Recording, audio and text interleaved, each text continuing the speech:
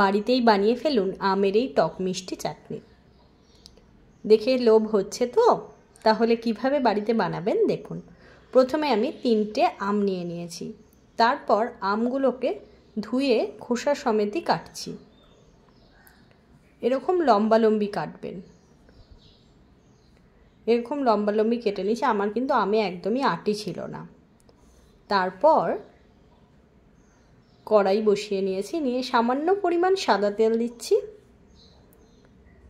তারপর দিয়ে দিচ্ছি শুকনো লঙ্কা চিড়ে, আর দিচ্ছি কিছুটা পরিমাণ কালো সর্ষে দিয়ে ভালোভাবে এটাকে একটু নেড়ে নেব। যতক্ষণ না সুন্দর গন্ধ আসছে ততক্ষণ হালকা আঁচে একটু ভেজে নেবেন।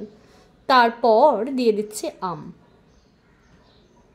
আমগুলোকে ভালোভাবে ভেজে নেবেন। এ সময় আপনারা চাইলে সামান্য পরিমাণ নুন দিতে পারেন।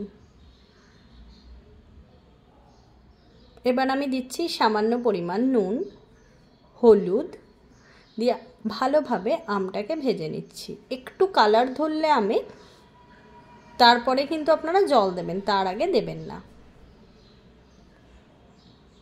এই স্টেজে এলে তারপর জল দিলে খেতেও কিন্তু বেশ ভালো লাগবে। এবার দিচ্ছি সামান্য পরিমাণ জল। আপনারা যতটা ঝোল রাখবেন ততটা জল দেবেন, প্রচুর জল দেবেন না কিন্তু। তারপর দিয়ে দিচ্ছি চিনি।